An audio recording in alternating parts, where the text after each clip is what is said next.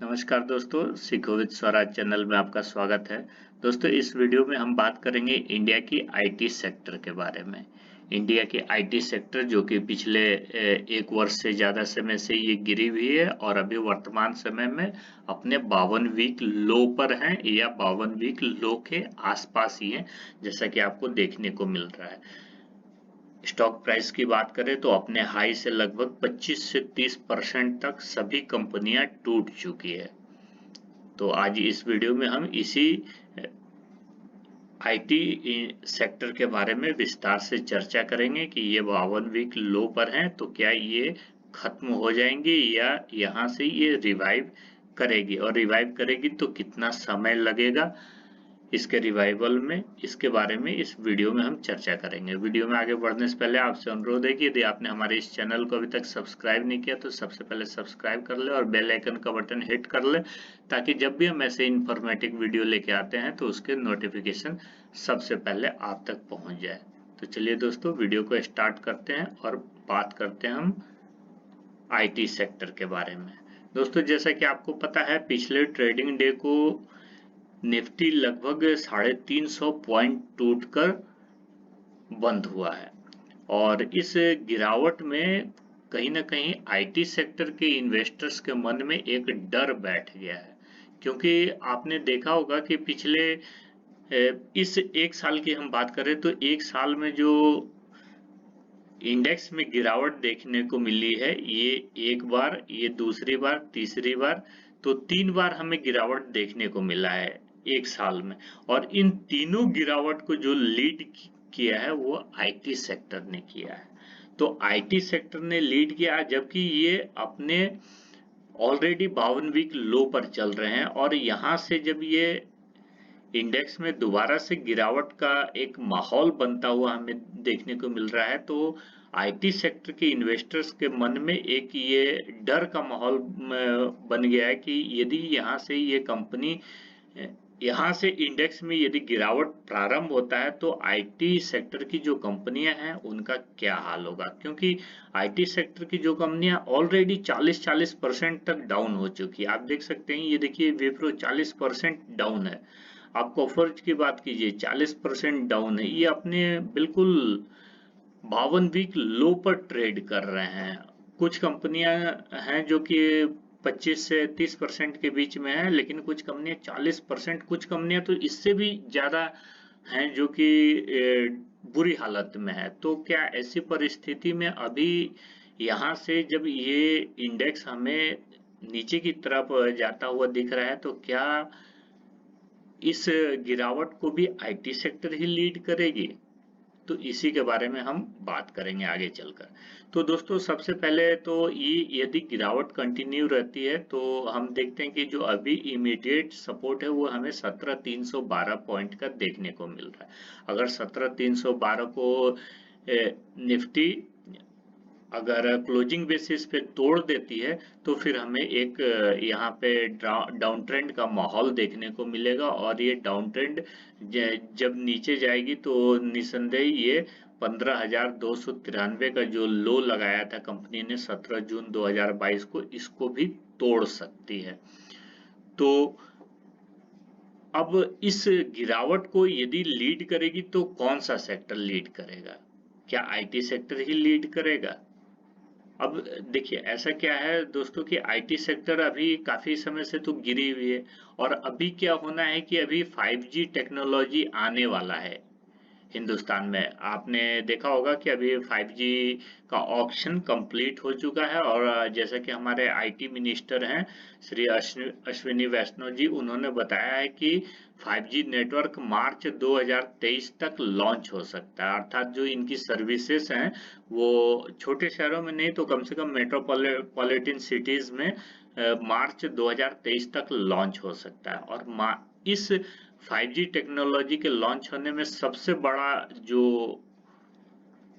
हाथ होगा वो होगा आईटी सेक्टर की कंपनियों का। तो आईटी सेक्टर के हाथ में अभी 5G टेक्नोलॉजी को लॉन्च करने की जवाबदारी है, और लॉन्च होने में क्या ये आईटी सेक्टर अभी यहाँ इसी प्राइस पर रहेगा या यहाँ से नीचे जा सकता है? तो दोस्तों मेरा कहना है बिल्कुल नहीं। आईटी सेक्टर में अब रिवाइवल जल्द ही आने वाला है, और जब तक ये रिवाइवल नहीं आएगा हम ये 5G सर्विस के बारे में अभी हम सोच नहीं सकते हैं। और अब 5 जो टेक्नोलॉजी है, टेक्नोलॉजी के बारे में ये कह सकते हैं कि देखिए दिनों दिन ये टेक्नोलॉजी और एडवांस होगी। आज जो आप 5G में जो सर्विसेज देख रहे हैं वो अभी इसके बाद 6G भी आएगी, 7G भी आएगा। तो उससे आपको कहीं ना कहीं ये जो ऑटोमेशन का जो एक दौर स्टार्ट हुआ है, ये 4G शुरू होने के पश्चात ये टेक्नोलॉजी आपको बहुत तेजी से बदलता हुआ देखने को मिलेगा। और ये जब टेक्नोलॉजी तेजी से बदलेगा तो सबसे पहले क्या होगा, इस टेक्नोलॉजी को डेवलप करने वाली जो कंपनियां हैं, ये आईटी सेक्टर की ये सारी कंपनियां, इन कंपनियों के दिन सबसे पहले बदलेंगे।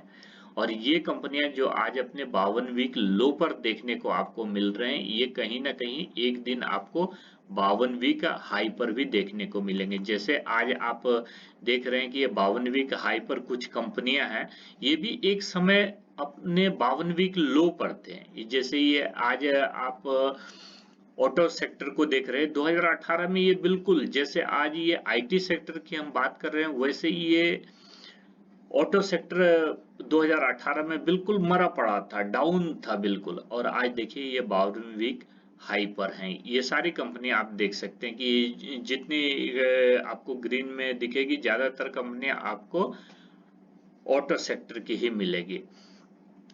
तो मेरा यही मानना है दोस्तों कि अभी जो आईटी सेक्टर की ये सारी कंपनियां जो डाउन ट्रेंड में है, और डाउन ट्रेंड भी नहीं कहेंगे, डाउन ट्रेंड अभी इसको हम खत्म ही मानेंगे। और यहाँ पे ये कंसोलिडेशन का दौर इनका चला हुआ है। और अगर आप इस प्राइस पे हिम्मत दिखाकर इन्वेस्ट करते हैं तो मुझे ऐसा लगता है कि आपको एक साल में 30 से 40%, इवन 50% तक भी प्रॉफिट मिलने की संभावना है, अगर आप हिम्मत दिखाते हैं तो।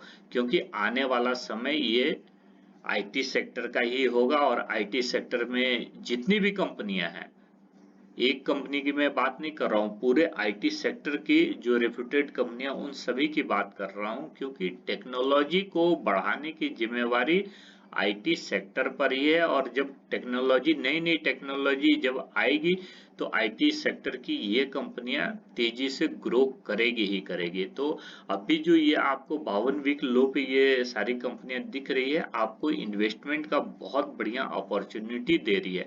आप यहाँ पे इन्वेस्ट कर सकते हैं। आप देख सकते हैं विप्रो जैसी कंपनियां, इनका ट्रैक रिकॉर्ड देखिए, 30-30, 40-40 साल।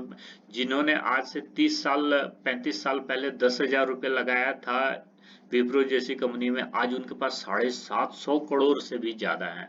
तो इनका ट्रैक रिकॉर्ड है, ये हम नहीं बोल रहे, ये कंपनी के चार्ट्स और इनके जो बैलेंस शीट है वो बता रहे हैं। चाहे आप टीसीएस की बात कीजिए, विप्रो की बात कीजिए, इन्फोसिस की बात कीजिए, ये सब लाखों करोड़ की कंपनियां हैं। आप इनके आप मार्केट कैपिटलाइजेशन की बात कीजिए तो देखिए टीसीएस 11 लाख करोड़ की कंपनी, इन्फोसिस 5,80,000 करोड़ की कंपनी है, एचसीएल टेक्नोलॉजी 2,43,000 करोड़ की कंपनी, विप्रो 2,20,000 करोड़ की company, tech Mahindra 1 lakh crore company, L and T Infotech 76,783 crore की कंपनी है। तो ये कहने का मतलब है कि ये सारी कंपनियां डूबने वाली नहीं है। ये तो आप मन से एक अपना जो वहम है उसको बिल्कुल ही निकाल दीजिए कि ये कंपनियां डूबेगी।